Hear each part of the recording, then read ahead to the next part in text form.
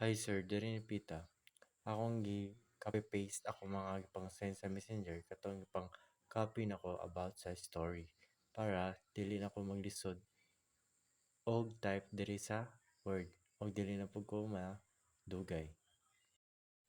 Og diri sir nitan ako sa instruction and then akong gipangita ang font nga Times New Roman.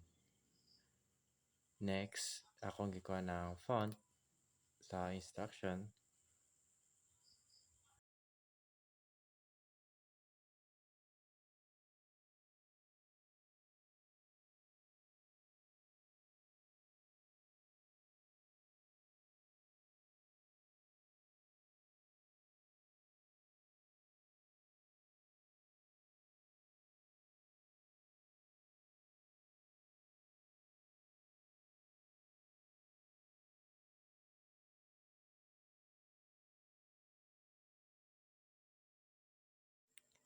Ug diri napita akong gi-download ang mga photos nga akong gipang send sa Messenger para i-insert sa story.